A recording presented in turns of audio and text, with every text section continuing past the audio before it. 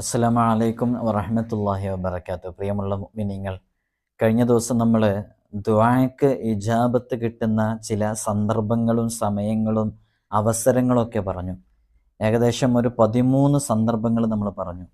ഇൻഷാ അല്ലാഹ് ഇന്ന് ആ സന്ദർഭങ്ങളിൽ അല്ലാത്ത സന്ദർഭങ്ങളിലൊക്കെ റബ്ബിനോട് നാം ദുആ ചെയ്യുമ്പോൾ ആ ദുആക്ക് ഇജാബത്ത് കിട്ടാൻ നാം പാലിക്കേണ്ട ചില അദബുകളുണ്ട്, ചില മര്യാദകളുണ്ട്. ഇന്ന് ഇൻഷാ അല്ലാഹ് മര്യാദകളെക്കുറിച്ചാണ് പറയുന്നത്. ഏകദേശം 20ഓളം മര്യാദകൾ പാലിച്ച്, അദബുകൾ പാലിച്ച് വളരെ വിനയാന്വിതനായി റബ്ബിനോട് ദുആ ചെയ്യുമ്പോഴാണ് അള്ളാഹു സ്വീകരിക്കുക. അപ്പോൾ ദുആ ചെയ്യുമ്പോൾ പാലിക്കേണ്ട 20 മര്യാദകൾ, 20 അദബുകൾ, ആദാബുകൾ, അതിനെക്കുറിച്ചാണ് ഇന്ന് സംസാരിക്കുന്നത്. അള്ളാഹു സുബ്ഹാനഹു വ തആല കാര്യങ്ങൾ കൃത്യമായി പഠിക്കാനും അതിനനുസരിച്ച് അമല് ചെയ്യാനുമുള്ള തൗഫീഖ് നമുക്കൊക്കെ നൽകി അനുഗ്രഹിക്കുമാറാകട്ടെ. ഇൻഷാ അല്ലാഹ് അള്ളാഹു നമ്മുടെ ദുആക്ക് ഇജാബത്ത് നൽകണം. അപ്പോഴാണ് നമ്മുടെ കാര്യങ്ങളിലൊക്കെ വിജയം ഉണ്ടാവുള്ളൂ. അള്ളാഹു നോക്കിയില്ലെങ്കിൽ പിന്നെന്താ അതിൻ്റെ അർത്ഥം? അപ്പോൾ ചോദിക്കേണ്ട രൂപത്തിൽ ചോദിക്കണം. ചിലപ്പോൾ നമ്മൾ ചില ഓഫീസുകളിൽ ചെന്നിട്ടുണ്ടെങ്കിൽ അവിടെ പാലിക്കേണ്ട ചില റൂൾസ് ഉണ്ടാകും. ആ റൂൾസ് പാലിച്ചാലാണ് നമുക്ക് അവരിൽ നിന്ന് കാര്യങ്ങൾ കിട്ടുള്ളൂ, അല്ലേ? ചില അവർ നമ്മളോട് പറയുന്ന ചില രൂപത്തിൽ കാര്യങ്ങൾ ചെയ്താൽ, അതേപോലെ ചില മര്യാദകൾ, ഇതൊക്കെ ഏത് രൂപത്തിലുള്ള മര്യാദകളാണ്? നമ്മുടെ പൂർവ്വസൂരികളായ അംബിയ, ഔലിയ, അവരൊക്കെ അള്ളാഹുവിൽ നിന്നൊരു കാര്യത്തെ നേടിയെടുക്കാൻ വേണ്ടി അവർ കാണിച്ചിരുന്ന ചില മര്യാദകളാണ് ഇതൊക്കെ. അള്ളാഹു നമുക്ക് തൗഫീഖ് നൽകി അനുഗ്രഹിക്കുമാറാകട്ടെ. ദുആ ചെയ്യുമ്പോൾ ഒന്നാമത്തത് വളരെയധികം ശ്രദ്ധിക്കുക. വീഡിയോയിലേക്ക് പ്രവേശിക്കുന്നതിന് മുമ്പ് ഞാൻ എല്ലാ ദിവസവും ഓർമ്മപ്പെടുത്താറുള്ള പോലെ ഇത് വീഡിയോയിൽ പറയാൻ കാരണം എന്താണെന്ന് വെച്ചാൽ, എനിക്കെപ്പോഴും ഫോൺ അറ്റൻഡ് ചെയ്യാൻ പറ്റുന്നില്ല, മെസ്സേജസിന് റീപ്ലൈ കൊടുക്കാൻ പറ്റുന്നില്ല. അപ്പോൾ പല തിരക്കുകൾക്കിടയിലുമാണ്. അപ്പോൾ അത് കാരണമായിട്ട് ഈ വീഡിയോസിലൂടെ പറഞ്ഞാൽ അത് ഒരൊറ്റ പറയലിൽ അങ്ങനെ നിൽക്കുമല്ലോ, അതുകൊണ്ടാണ് അങ്ങനെ പറഞ്ഞത്. ഇൻഷാ അല്ലാഹ് അപ്പോൾ നമ്മുടെ വിഷയത്തിലേക്ക് വരിക. ദുആ ചെയ്യുമ്പോൾ നമ്മൾ പാലിക്കേണ്ട ചില മര്യാദകൾ, ആ മര്യാദകൾ പൂർണ്ണമായും പാലിക്കണം. അതിൽ ഒന്നാമത്തേത്, ദുആ ചെയ്യുന്ന സമയത്ത് ഖിബിലയിലേക്ക് മുന്നിട്ട് ദുആ ചെയ്യുക എന്നുള്ളത്. അത് ദുആക്ക് ഇജാബത്ത് കിട്ടാനുള്ള വളരെ പ്രധാനപ്പെട്ടൊരു മാർഗ്ഗമാണ്. അപ്പോൾ ദുആക്ക് ഇജാബത്ത് കിട്ടാൻ നമ്മൾ ശ്രദ്ധിക്കേണ്ട വളരെ പ്രധാനപ്പെട്ട ഒന്നാമത്തെ മര്യാദ, അതിൻ്റെ അദബ് എന്ന് പറയുന്നത്, ദുആക്ക് ഇജാബത്ത് കിട്ടണമെങ്കിൽ ആദ്യമായിട്ട് പാലിക്കേണ്ട മര്യാദ, അദബ്, ഖിബിലയിലേക്ക് തിരിഞ്ഞ് ദുആ ചെയ്യുക എന്നുള്ളതാണ്. അത് ചില പ്രത്യേക സന്ദർഭങ്ങളിൽ ഖിബിലയിൽ നിന്ന് തെറ്റണമെന്ന് പറഞ്ഞ സ്ഥലങ്ങളുണ്ട്. അത്തരം സന്ദർഭങ്ങളിലല്ലാത്ത സന്ദർഭങ്ങൾ, ഇപ്പോൾ ഒരു ഉദാഹരണം പറഞ്ഞാൽ, ഇമാമായിട്ട് നിസ്കരിക്കുമ്പോൾ ഇമാമ് ഒന്ന് തിരിഞ്ഞിരിക്കണം എന്നുണ്ട്. അതേപോലെ തന്നെ ഇപ്പോൾ മിമ്പറിലിരുന്ന് മിമ്പറിൽ ഖത്തീബ് ഖുതുബ ഓതുന്ന സമയത്തുള്ള ദുആ, അത് ഖിബിലയിലേക്ക് മുന്നിട്ടിട്ടല്ലല്ലോ. അപ്പോൾ അത്തരം സന്ദർഭങ്ങളിലല്ലാത്ത സന്ദർഭങ്ങളിൽ ഖിബിലയിലേക്ക് മുന്നിട്ട് ദുആ ചെയ്യുക എന്നുള്ളതാണ് രണ്ടാമത്തേത്. ഒന്നാമത്തേതായി പാലിക്കേണ്ടത് നമ്മുടെ ദുആക്ക് ഇജാബത്ത് കിട്ടാൻ. രണ്ടാമത്തേത് കൈ രണ്ടും ചുമലിന് നേരെ ഉയർത്തിപ്പിടിച്ച് ദുആ ചെയ്യുക എന്നുള്ളതാണ്. അത് മുത്ത് ഹബീബ് സല്ലല്ലാഹു അലൈഹി വസല്ലം തങ്ങൾ ദുആ ചെയ്യുമ്പോൾ അവിടുത്തെ കക്ഷത്തിലെ വെളുപ്പ് കാണുന്ന രൂപത്തിൽ നബി സല്ലല്ലാഹു അലൈഹി വസല്ലം തങ്ങൾ അവിടുത്തെ കരങ്ങൾ ഉയർത്താറുണ്ടായിരുന്നു എന്ന് മഹാനരായ അനസ് റളിയല്ലാഹു അൻഹു റിപ്പോർട്ട് ചെയ്യുന്ന ഹദീസിലുണ്ട്, നമുക്കൊക്കെ അറിയാം. അപ്പോൾ നബി സല്ലല്ലാഹു അലൈഹി വസല്ലം തങ്ങൾ ആ നിലയിൽ കൈ രണ്ടും ചുമലിന് നേരെ ഉയർത്തി ദുആ ചെയ്തിരുന്നു, അല്ലേ? ബദറിൻ്റെ ആ രണാങ്കണത്തിൽ വെച്ച്, ബദർ യുദ്ധവേളയിൽ മുത്ത് ഹബീബ് സല്ലല്ലാഹു അലൈഹി വസല്ലം തങ്ങൾ കുറഞ്ഞ സംഘം, അല്ലേ, 3/1 മാത്രമേ അതിലുള്ളൂ, അതിനേക്കാളും വളരെ ദുർബലരായ, ക്ഷീണിച്ച അവശരായ ഒരു 313ഓളം വരുന്ന സ്വഹാബാക്കളെ, ആയിരങ്ങൾ, ശക്തരും മല്ലരുമായ ആയുധങ്ങളേന്തി ആയിരങ്ങളോട് യുദ്ധം ചെയ്ത് ചരിത്രത്തിൽ തുല്യതയില്ലാത്ത വിജയം കാഴ്ചവെച്ചു. അതെങ്ങനെയാണ്? അത് ആത്മസമർപ്പണത്തിൻ്റെയും ദുആഇൻ്റെയും പിൻബലം കൊണ്ടാണ്. ഹബീബായ സല്ലല്ലാഹു അലൈഹി വസല്ലം തങ്ങൾ ആ രാത്രിയിൽ അവിടുത്തെ വിറയാർന്ന കരങ്ങൾ, നിറയാർന്ന കണ്ണുകൾ റബ്ബിൻ്റെ സമക്ഷത്തിലേക്ക് ഉയർത്തി അള്ളാഹുവിൻ്റെ ഹബീബ് സല്ലല്ലാഹു അലൈഹി വസല്ലം തങ്ങൾ ദുആ ചെയ്തില്ലേ, അല്ലാഹുമ്മ ഇൻ തുഹ്ലിക് ഹാദിഹിൽ ഇസാബ, അള്ളാഹുവേ ഈ കൊച്ചു സംഘത്തെ നീ പരാജയപ്പെടുത്തിയാൽ ഫലാ തുഅബദു ഫിൽ അർളി അബദ, പിന്നെ ഈ ഭൂമി മണ്ണിൽ നിന്നെ ആരാധിക്കാൻ ഒരാളും ഉണ്ടാകൂല എന്ന് പറഞ്ഞ് റബ്ബിൻ്റെ സമക്ഷത്തിലേക്ക് ഇരുകരങ്ങളും ഉയർത്തിയപ്പോൾ അള്ളാഹു ആ ദുആ സ്വീകരിച്ചില്ലേ? അള്ളാഹു സ്വീകരിക്കട്ടെ നമ്മുടെ ദുആവും. അപ്പോൾ നബി സല്ലല്ലാഹു അലൈഹി വസല്ലം തങ്ങൾ അങ്ങനെയായിരുന്നു ദുആ ചെയ്തിരുന്നത്. അതുകൊണ്ട് ഇരുകരങ്ങളും അങ്ങനെ ഉയർത്തിയിട്ട് ആ രൂപത്തിൽ ദുആ ചെയ്യുക എന്നുള്ളതാണ് രണ്ടാമത്തെ അദബ്. മൂന്നാമത്തെ പാലിക്കേണ്ട അദബ് ദുആ കഴിഞ്ഞ ശേഷം രണ്ട് കൈ കൊണ്ടും മുഖം തടവുക എന്നുള്ളതാണ്. ദുആ കഴിഞ്ഞ ശേഷം മുഖം തടവുക. ഹബീബായ സല്ലല്ലാഹു അലൈഹി വസല്ലം തങ്ങൾ ദുആ ചെയ്യാൻ വേണ്ടി അവിടുത്തെ കൈ നീട്ടിയാൽ പിന്നെ ആ കൈ കൊണ്ട് മുഖം തടവാറുണ്ടായിരുന്നു എന്ന് മഹാനരായ ഉമർ ബിനുൽ ഖത്താബ് റളിയല്ലാഹു അൻഹു പറഞ്ഞിട്ടുണ്ട്. അപ്പോൾ ദുആ ചെയ്ത് കഴിഞ്ഞാൽ മുഖം ഇങ്ങനെ തടവുക, അത് ദുആക്ക് ഇജാബത്ത് കിട്ടാൻ കാരണമാണ്. ദുആഇൻ്റെ മര്യാദയാണ്, അദബുകൾ പാലിച്ച് ദുആ ചെയ്യുക. 4, ശബ്ദമുയർത്താതെ ദുആ ചെയ്യുക. ഇങ്ങനെ അട്ടഹസിച്ച് ദുആ ചെയ്യുന്ന ഓരോ സന്ദർഭത്തിലും ആ സന്ദർഭത്തിൽ അവിടുന്ന് ഇങ്ങനെ സ്വാഭാവികമായിട്ടും ചില ആളുകൾ നല്ല ഉച്ചത്തിൽ സംസാരിക്കുന്ന പ്രകൃതിയുള്ളവർ, ചില ആളുകൾ നല്ല ഉച്ചത്തിൽ സംസാരിക്കും, ഉച്ചത്തിൽ ദുആ ചെയ്യുന്ന അയാളുടെ പ്രകൃതി. അങ്ങനെയുള്ളതല്ല പറയുന്നത്. നേരെ മറിച്ച് വെറുതെ നമ്മൾ സ്വന്തമായിട്ട് ഇങ്ങനെ ഉച്ചത്തിൽ ഇങ്ങനെ വെറുതെ പൊലിപ്പിച്ച് പറഞ്ഞിങ്ങനെ ദുആ ചെയ്യുക, നല്ല ശബ്ദത്തിൽ ഇങ്ങനെ ബോധപൂർവം അങ്ങനെ ശബ്ദം ഉയർത്തുന്നതിനെ കുറിച്ചാണ് പറഞ്ഞത്. ശബ്ദമുയർത്താതെ ദുആ ചെയ്യുക. മഹാനരായ സക്കരിയ നബി അലൈഹി സ്വലാത്തു വസ്സലാം അള്ളാഹുവിനോട് അങ്ങനെയാണ് ദുആ ചെയ്തിരുന്നത്. അത് കാരണത്താൽ അള്ളാഹു സുബ്ഹാനഹു വ തആല സക്കരിയ നബി അലൈഹി സ്വലാത്തു വസ്സലാമിനെ ധാരാളം പുകഴ്ത്തിയിട്ടുണ്ട്. ഈസാ നബി അലൈഹി സ്വലാത്തു വസ്സലാമിൻ്റെ മാതാവായ മറിയം ബീവി റളിയല്ലാഹു അൻഹായെ കൊണ്ട് ഭാഗ്യവാനായില്ലേ. അപ്പോൾ ശബ്ദമുയർത്താതെ വളരെ ലഘുവായിട്ട് പതുക്കെ ദുആ ചെയ്യുക എന്നുള്ളതാണ്. 5ാമത്തെ അദബ് പ്രാസമൊപ്പിക്കാതെ. ചില ആളുകൾ ദുആ ചെയ്യുമ്പോൾ സാഹിത്യ പദങ്ങളൊക്കെ ഉപയോഗിച്ച് അവസാനിക്കുന്ന സമയത്ത് ഇങ്ങനെ അതിൻ്റെ അവസാനത്തേക്ക് പ്രാസമൊപ്പിച്ച് ഒരു രസത്തിന് വേണ്ടി കൊണ്ടുവരുന്ന ചില പദങ്ങളൊക്കെ ഉണ്ട്. അങ്ങനെയുള്ള പദങ്ങളൊക്കെ ഒഴിവാക്കിയിട്ട് ആത്മാർത്ഥമായിട്ട് ദുആ ചെയ്യുക എന്നുള്ളതാണ്. ഈ ദുആ ചെയ്യുന്ന ആളുടെ അവസ്ഥ അത് സങ്കടപ്പെട്ടുകൊണ്ടുള്ള ഒരു ദുആ ആയിരിക്കണം എന്നുള്ളതാണ്.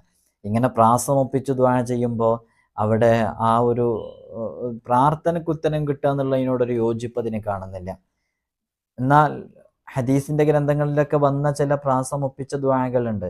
അതൊക്കെ അങ്ങനെ ഒപ്പിച്ചുണ്ടാക്കിയതല്ല. അത് ആ സമയത്ത് അങ്ങനെ ദുആ ചെയ്യുമ്പോൾ അറബികളില്ലേ, അവർ ദുആ ചെയ്യുമ്പോൾ അങ്ങനെ അവരുടെ പദങ്ങളിൽ വരുന്നതാണ്. അങ്ങനെയുള്ള ദുആകൾ നമുക്ക് ദുആ ചെയ്യുക എന്നല്ലാതെ നമ്മൾ സ്വന്തമായിട്ട് ഇങ്ങനെ പ്രാസമൊപ്പിച്ച് ദുആൻ്റെ ലക്ഷ്യത്തെ മറക്കുന്ന രൂപത്തിലുള്ള പ്രാസമൊപ്പിച്ചുള്ള ദുആക്കൊന്നും അത് ദുആഇൻ്റെ അദബിൽ പെട്ടതല്ല. അതുകൊണ്ട് ആ രൂപത്തിലുള്ള ദുആകൾ ഒഴിവാക്കുക എന്നുള്ളതാണ്. 6ാമത്തെ അദബ് അള്ളാഹുവിനെ സ്തുതിച്ചുകൊണ്ടും ഹബീബായ സല്ലല്ലാഹു അലൈഹി വസല്ലമ തങ്ങളുടെ മേലിൽ സ്വലാത്ത് ചൊല്ലിക്കൊണ്ടും തുടങ്ങുക എന്നുള്ളതാണ്. നബി സല്ലല്ലാഹു അലൈഹി വസല്ലമ തങ്ങളുടെ മേലിൽ സ്വലാത്ത് ചൊല്ലിക്കൊണ്ട് തുടങ്ങുക എന്നുള്ളതാണ്. അപ്പോൾ നമ്മൾ ദുആ ചെയ്യുമ്പോൾ അൽഹംദുലില്ലാഹി അൽഹംദുലില്ലാഹി അൽഹംദുലില്ലാഹി റബ്ബിൽ ആലമീൻ ഹംദൻ യുവാഫി നിഅമഹു വയുകാഫിഉ മസീദ അല്ലാഹുമ്മ സ്വല്ലി വസല്ലിം അലാ റസൂലിക സയ്യിദിന മുഹമ്മദ് വഅലാ ആലി സയ്യിദിന വമൗലാന മുഹമ്മദ്. ഇപ്പം എല്ലായി അള്ളാഹുവിനെ സ്തുതിച്ചു, അൽഹംദുലില്ലാഹ് അൽഹംദുലില്ലാഹി റബ്ബിൽ ആലമീൻ ഹംദൻ യുവാഫി നിഅമഹു വയുകാഫിഉ മസീദ, അള്ളാഹുവിനെ സ്തുതിച്ചു. പിന്നെ അതിനുശേഷം സ്വലാത്തു ചൊല്ലി, മുത്ത ഹബീബ് സല്ലല്ലാഹു അലൈഹി വസല്ലം തങ്ങളുടെ മേലിൽ സ്വലാത്തു ചൊല്ലി, അവിടുത്തെ കുടുംബങ്ങളുടെ മേലിൽ സ്വലാത്തു ചൊല്ലി. ഇങ്ങനെ സ്വലാത്തു ചൊല്ലിയിട്ട് അള്ളാഹുവിനെ സ്തുതിച്ചുകൊണ്ട് ദുആ ചെയ്യുക. അത് ദുആ ചെയ്യാൻ, അത് ഇജാബത്ത് കിട്ടാനും അതേപോലെ തന്നെ ദുആ ചെയ്യുമ്പോൾ പാലിക്കേണ്ട മര്യാദകളിലും പെട്ടതാണ്. അല്ലാഹു സുബ്ഹാനഹു വ തആല നമുക്ക് തൗഫീഖ് നൽകി അനുഗ്രഹിക്കുമാറാകട്ടെ. ദുആ ചെയ്യുമ്പോൾ മാത്രമല്ല, ദുആ അവസാനിക്കുമ്പോഴും അങ്ങനെ തന്നെ ചെയ്യണം. ഹംദ് കൊണ്ടും സ്വലാത്ത് കൊണ്ടും തന്നെ ദുആ അവസാനിപ്പിക്കുക. വൽഹംദുലില്ലാഹി റബ്ബിൽ ആലമീൻ എന്ന് പറഞ്ഞ് അവസാനിപ്പിക്കുക. അങ്ങനെ വസല്ലല്ലാഹു തആല വസല്ലം അലാ ഖൈരി ഖൽഖി സയ്യിദിന മുഹമ്മദിൻ വഅലാ ആലിഹി വസഹ്ബിഹി അജ്മഈൻ. സുബ്ഹാന റബ്ബിക റബ്ബിൽ ഇസ്സത്തി അമ്മാ യസിഫുൻ വസ്സലാമുൽ മുർസലീൻ വൽഹംദുലില്ലാഹി റബ്ബിൽ ആലമീൻ. ഇങ്ങനെ അങ്ങ് ചൊല്ലിക്കഴിഞ്ഞാൽ ഹംദ് കൊണ്ടും സ്വലാത്ത് കൊണ്ടും ദുആ അവസാനിപ്പിക്കലായി. അപ്പോൾ നമ്മുടെ പള്ളിയിൽ നിന്ന് ഉസ്താദുമാരൊക്കെ ദുആ ചെയ്യുമ്പോൾ അങ്ങനെ ദുആ ചെയ്യാം. സഹോദരിമാർ, സ്ത്രീകളൊക്കെ ഒറ്റയ്ക്കുള്ള ദുആകളിൽ ഞാനിപ്പോൾ ഈ പറഞ്ഞ ഈ ഫസ്റ്റിൽ ഞാൻ കൊണ്ടുവന്നിട്ടുണ്ടല്ലോ, അത് അതേപോലെ കാണാതെ പഠിച്ചു വെക്കുക. അവസാനം ഇപ്പോൾ പറഞ്ഞല്ലോ, അവസാനം പഠിപ്പിച്ചതും പറഞ്ഞതും അതേപോലെ പഠിച്ചു വെക്കുക. എന്നിട്ട് ഏത് ദുആ കഴിഞ്ഞാലും അതിൻ്റെ ആദ്യത്തിൽ, ഏത് ദുആ ചെയ്യുമ്പോൾ അതിൻ്റെ ആദ്യത്തിൽ ഇത് ചേർത്ത് കൊടുക്കുക. അവസാനത്തെ ഇതും ചേർത്ത് കൊടുക്കുക. ആദ്യത്തിൽ എപ്പോൾ നമ്മൾ ദുആ ചെയ്യുമ്പോഴും ആദ്യത്തിൽ അൽഹംദുലില്ലാഹി റബ്ബിൽ ആലമീൻ ഹംദൻ യുവാഫി നിഅമഹു വയുകാഫിഉ മസീദ അല്ലാഹുമ്മ സ്വല്ലി വസല്ലിം അലാ റസൂലിക സയ്യിദിന മുഹമ്മദ് വഅലാ ആലി സയ്യിദിന വമൗലാന മുഹമ്മദ്. എന്നിട്ട് നിങ്ങൾ മലയാളത്തിലോ ഇഷ്ടമുള്ള പോലെ എങ്ങനെയോ ദുആ ചെയ്യുക.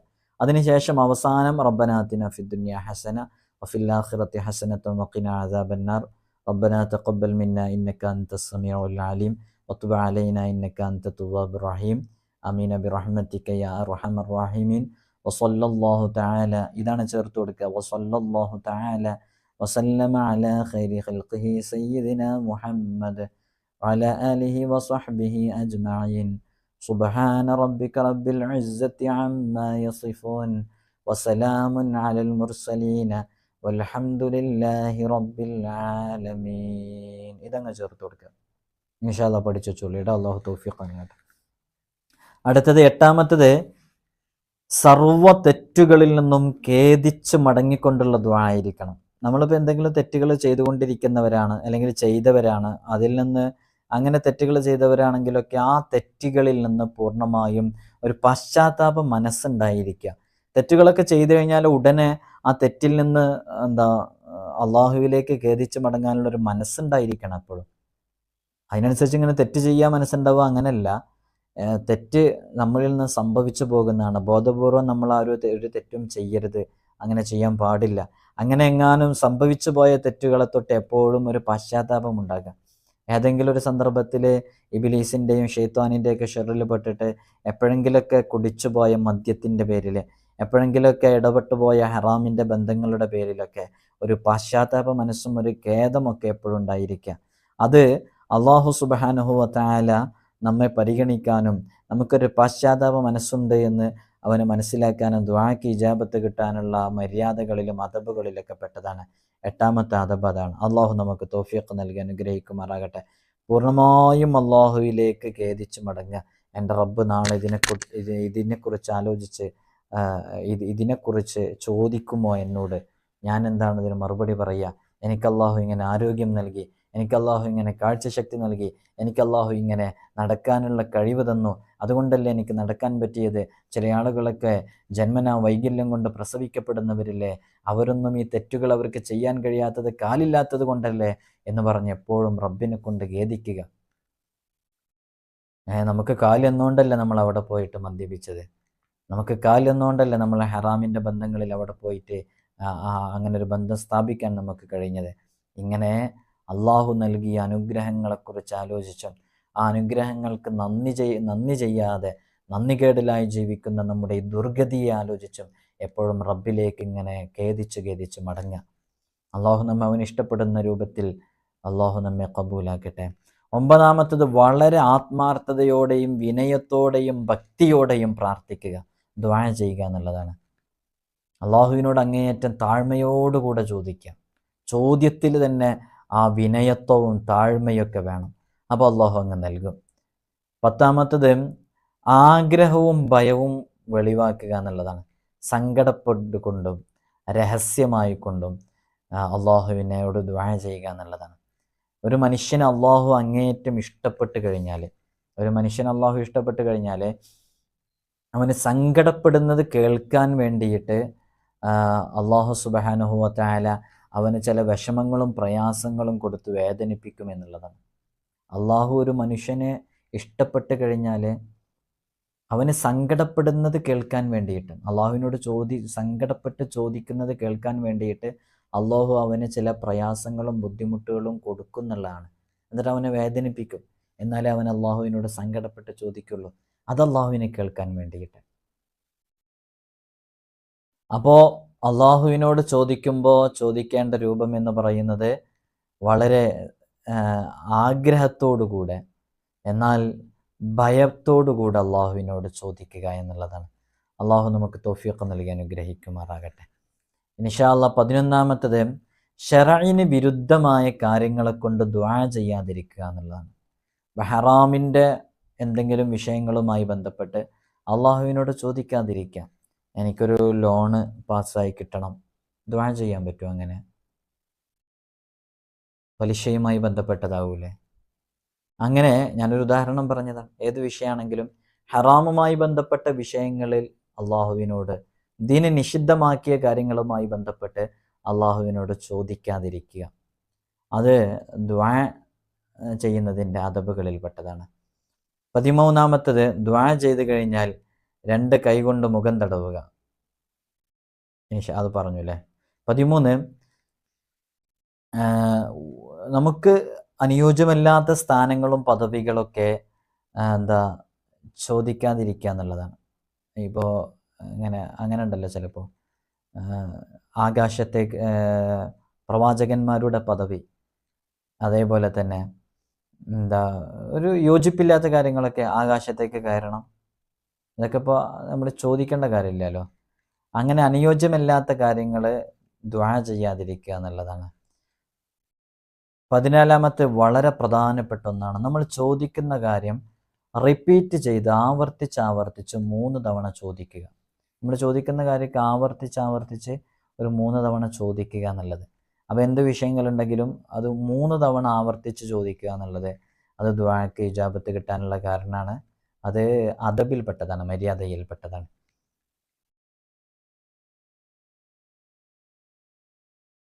അടുത്തത്, സ്വന്തം ശരീരം, നമ്മുടെ സ്വന്തം ശരീരം, അതേപോലെ തന്നെ മക്കൾ, നമ്മുടെ സമ്പത്ത് എന്നിവയ്ക്കെതിരായി ദുആ ചെയ്യാതിരിക്കുക. അപ്പോൾ നമ്മുടെ മക്കൾക്കെതിരായി ദുആ ചെയ്യാതിരിക്കുക, അതേപോലെ തന്നെ നമ്മുടെ സമ്പത്ത്, നമ്മുടെ ശരീരം, ഇതിനൊക്കെ എതിരായിട്ട് ദുആ ചെയ്യാതിരിക്കുക. 17, ചമ്രം പടിഞ്ഞിരുന്നു കൊണ്ടോ അലസതയോടുകൂടെയോ ദുആ ചെയ്യാതിരിക്കുക എന്നുള്ള. അള്ളാഹുവിനോട് ചോദിക്കുമ്പോൾ വളരെ വിനയാന്വിതനായി അങ്ങേയറ്റത്തെ താഴ്മയോടുകൂടെ അള്ളാഹുവിനോട് ചോദിക്കുക എന്നുള്ളതാണ്. 18, അസ്മാ ഉൽ ഹുസ്ന, അള്ളാഹുവിൻ്റെ പവിത്രമായ 99 നാമങ്ങൾ. അത് കാണാതെ അറിയുന്നവരാരും ഇല്ലല്ലോ, അല്ലെ? കാണാതെ അറിയാത്തവരാരും ഇല്ലല്ലോ. എല്ലാവരും അത് കാണാതെ പഠിക്കണം. ഇൻഷാ അല്ലാഹ് സ്വർഗം പ്രവേശിക്കാൻ അത് കാരണമാകും. അള്ളാഹു നമുക്ക് തൗഫീഖ് നൽകി അനുഗ്രഹിക്കുമാറാകട്ടെ. അപ്പോൾ അസ്മാ ഉൽ ഹുസ്ന, അത് ആ അള്ളാഹുവിൻ്റെ 99 നാമങ്ങൾ, അവകളെ കൊണ്ട് അള്ളാഹുവിനോട് ദുആ ചെയ്യുക എന്നുള്ളതാണ്. അപ്പോൾ അത് കാണാതെ പഠിക്കുക, അത് മുൻനിർത്തി അതിലുള്ള ഏതെങ്കിലും ഇസ്മുകളെ കൊണ്ടൊക്കെ മുൻനിർത്തി അള്ളാഹുവിനോട് ദുആ ചെയ്യാം. അല്ലെങ്കിൽ മുഴുവൻ അസ്മാഉൽ ഹുസ്നയും ചൊല്ലിയിട്ട് ദുആ ചെയ്യാം. 19 അസ്മാഉൽ ഹുസ്ന കൊണ്ട് ദുആ ചെയ്യുമ്പോൾ അതിന് ഇജാബത്തുണ്ട്. അസ്മാഉൽ ഹുസ്ന നമ്മളതാണല്ലോ നമ്മുടെ മജ്ലിസിൽ എല്ലാ ദിവസവും രാവിലെയും വൈകുന്നേരമൊക്കെ അസ്മാഉൽ ഹുസ്ന നമ്മൾ ഓതും. 19, സ്വാലിഹീങ്ങളെ, സജ്ജനങ്ങളെ, അംബിയാഇനെ, ഔലിയാഇനെ ഇവരെയൊക്കെ മുൻനിർത്തിയിട്ട് ദുആ ചെയ്യുക എന്നുള്ളതാണ്. അംബിയാഇനെ, ഔലിയാഇനെ മുൻനിർത്തിയിട്ട്, അല്ലെങ്കിൽ നമ്മളൊക്കെ ചെയ്ത എന്തെങ്കിലും സൽക്കർമ്മങ്ങൾ മുൻനിർത്തിയിട്ട്. അങ്ങനെ പൂർവ്വസൂരികളായ ആളുകളൊക്കെ അങ്ങനെ ദുആ ചെയ്യാറുണ്ടായിരുന്നു. അവരവരുടെ വളരെ പ്രധാനപ്പെട്ട വിഷയങ്ങളൊക്കെ നേടിയെടുക്കാൻ എന്തെങ്കിലും ആഫത്ത് മുസീബത്തുകളിലൊക്കെ പെടുമ്പോൾ കുറേ ചരിത്രങ്ങൾ അതുമായി ബന്ധപ്പെട്ടുണ്ട്.